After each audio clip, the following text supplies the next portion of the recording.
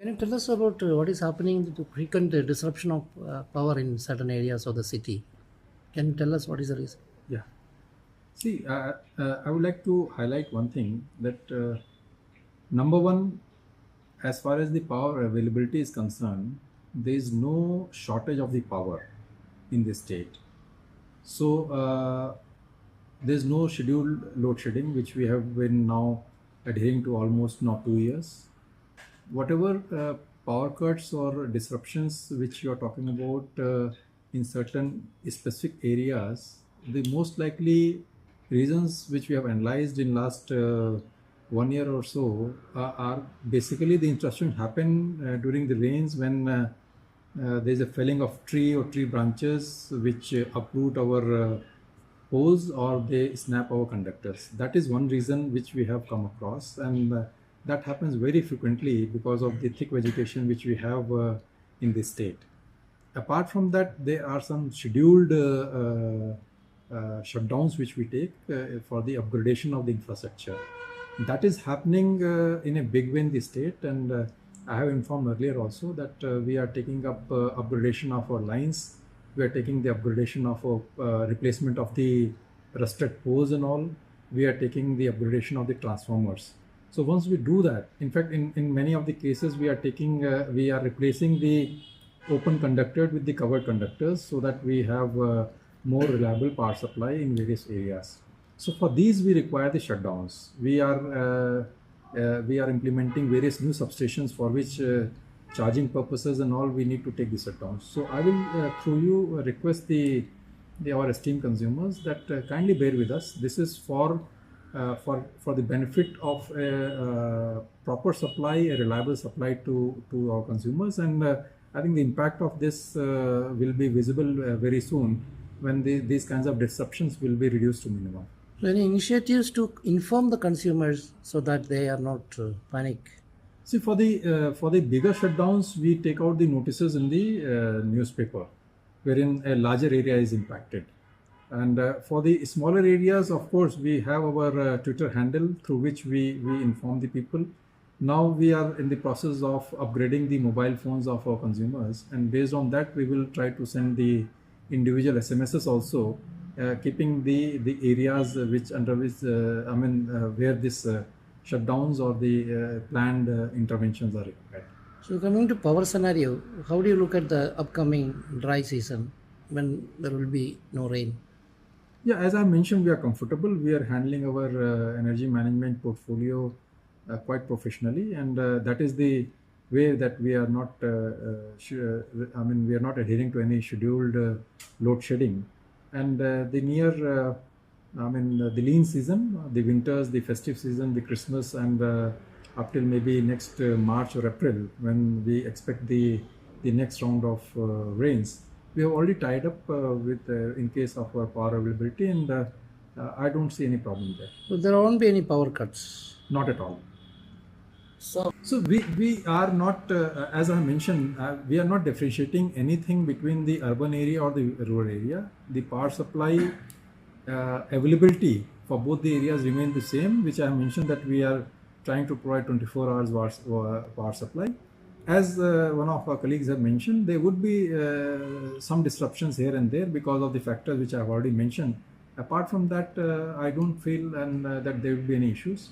One issue could be, I will tell it that one issue could be that there is a damage to the transformers and all, which we replace. For that 1 or 2 days when this replacement is done, that must be the only reason which I feel that the rural area should not get the power supply. So, since the demand for power will only increase, are we looking at any major hydropower projects or any other power projects in the future? See, we are going by the Central Electricity Authority (CEA). They do the plan.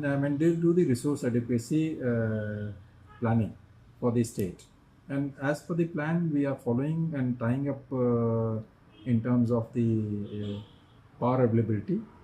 And we are exploring the options of maybe some tie-up with solar power. We are exploring the possibility of hydro project. We are preparing the DPR for the second phase of Leshka, which is in the advanced stage. As well as we are aware that we have just recently added Ganol around 1.5 years, 2 years back in our kitty. We are exploring the possibilities of private developers who will be coming here. The state is going to benefit from the free power available up to 13% from these establishments. So in nutshell, we can say that we are going as per the plan which has been chalked out by the CEA for us, and we are exploring all the possibilities in this regard. What about the Kinshi project? That is under active this thing, as we have already mentioned that it is with the private developer. We have going ahead and it should see the light of the day, and we are in active involvement with the developer. The new initiative like pump storage, what is the status? The state government has taken a call that the pump storage setup should be beneficial to the developer as well as to the state. The concept of the pump storage is basically the availability of the power during the peak demand. As of now, the state has maintained that since the peak demand is not of the kind of category which the size of the pump storage projects are there, which are in the offering in the state. So we are in negotiation with the agencies who are planning to set up these pump storage to see that what kind of commercial benefit the state can get out of it. Was the government completely abandoned thermal scope? Nothing has been abandoned. We have explored certain possibilities. I think those possibilities has not been completely ruled out, and I think this further exploration, especially the availability of the coal, as all of us are aware that the state is now moving towards the scientific coal mining. So once the availability of the coal is slightly more clear and confirmed, we believe that some good proposals should come through. Another concern is the Rivoi people say very often when they meet the minister or officials that our hydropower project is in our district, whereas we have faced acute shortage very many times in many villages areas. So your take on that? Shortage will not be, I believe, the right word. Of course, Rivoi has an issue wherein and it is very well known that the availability of the power in terms of reliable supply sometimes is an issue. And if you talk about Nongpo town itself, Nongpo town is being fed from our Unyam area only. It's a long line of almost 40 kilometers. So there are certain breakdowns in those lines at some point of time. So that is the reason I think all of us are aware that we have sanctioned 132 kV substation, which will lead to a very, very highly reliable power supply in the state, in the district, after a long gap of this problem which is there. And I'm thankful that the department and the Honorable Chief Minister has understood the issue, and will be soon going to construct this 132 kV substation there. So the consumers demand much. So what about their bills? Are they clearing it, and what are the pending bills? So that has always been a challenge with all the distribution companies in the state, in the country, and I think we are no different in this regard. And collection of the energy bills from the consumers always remain a challenge, and we are working out all kinds of issues and possibilities. We have come up with a scheme. We are coming up with a scheme wherein if people are paying regularly through online mode, we are planning to incentivize them.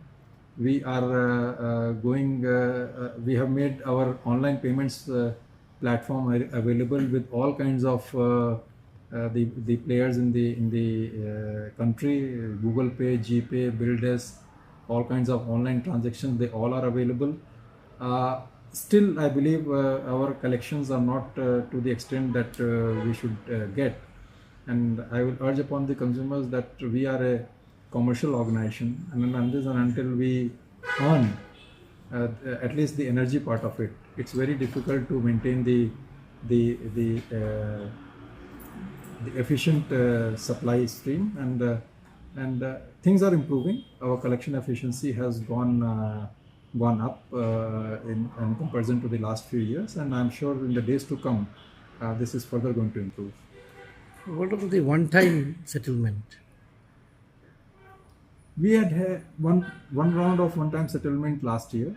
Of course, we could not get that kind of response from the public the way we should have got, and that's a bit of surprise to us, because we were going ahead and waiving off the entire delayed payment surcharge, which is a big amount, and we are slightly tweaking this scheme now, the second round of it, and very soon we'll be coming up a similar kind of scheme, but with some more benefits to the consumers. During the first cabinet retreat, a lot of suggestions were made, and recently you had the second one to review this. So how is the status of the review? See, all these points which we have been discussing were the agenda point in the first cabinet retreat, wherein some specific tasks were given to us in terms of exploring the possibilities, as you have mentioned, about the thermal plant, the other hydro options, involvement of the private players, improving our performance, bringing down our losses. So this all has been presented and before the second cabinet retreat, and the Honorable Cabinet has noted down the tasks which have been given to us and their progress, and we will take it forward wherever the things have not been closed as far as the tasks were given.